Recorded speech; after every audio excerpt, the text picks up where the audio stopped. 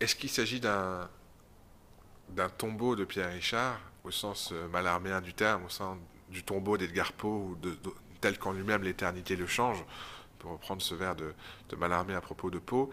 Je n'ai absolument pas voulu enterrer Pierre Richard. Au contraire, j'ai voulu faire surgir de lui cette part d'essentiel.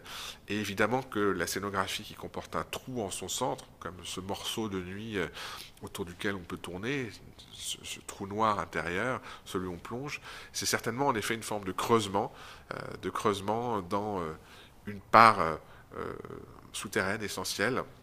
C'est une manière d'entrer en soi-même, de tourner son regard au moment où, comme le dit très bien d'ailleurs Brel dans Les Vues, on redevient petit enfant au centre de la terre, c'est-à-dire que on arrive à un moment, et Pierre le dit très bien, il fait toujours un silence avant de dire le mot la mort, alors l'un des textes, et il y a évidemment cette résonance d'une nuit éternelle, mais il y a en même temps une dimension extrêmement vitale, c'est-à-dire que au bout d'un moment, ces catégories-là, la mort, la vie, la vieillesse, l'enfance, Eros, Thanatos, aboutissent à un ballet où ce qui prime, c'est l'élan vital, je pourrais dire. C'est-à-dire qu'il s'agit d'un hommage, certainement, au sens du tombeau d'Edgar Poe, d'un hommage que je rends à Pierre Richard, d'un hommage que je rends à cette dimension essentielle de la vie qui est cette nuit poétique, cette nuit imaginaire, cette nuit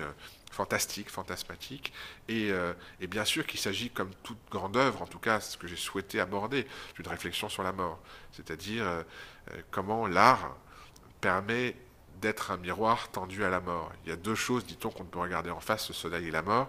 C'est bien pour ça que le dernier film que j'ai réalisé avec la danseuse, on voit le soleil de face et on la voit arriver comme la mort. D'ailleurs, j'ai appelé cette séquence Orphée, c'est-à-dire qu'on la voit surgir avec ses grands bras extraordinaires, Maria Gagillo, comme une ombre qui viendrait et qui viendrait depuis cette lumière aveuglante danser dans la beauté, nous captiver, un peu comme dans le film magnifique de Bob Fosse, où justement la mort vient cueillir le personnage. Mais il y a aussi une renaissance. Le spectacle ne s'arrête pas là, il ne s'arrête pas sur cette irruption de la mort, qui est avec le Pâques, la Passion de Saint Jean, mais il permet un ressurgissement. Et ce ressurgissement, pour moi, c'est le théâtre.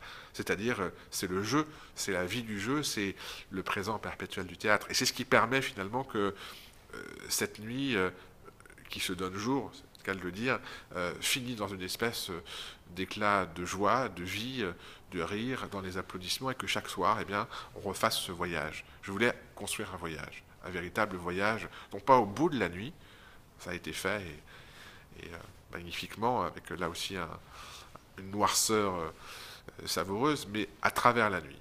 Traverser la nuit et emmener le spectateur avec ce voyage littéraire, cinématographique, évidemment théâtral, actorial, ludique aussi, à travers les strates de la nuit et passer ensemble des seuils. Donc si ce voyage est accompli, eh bien dans ce cas-là, nous avons des nuits en partage.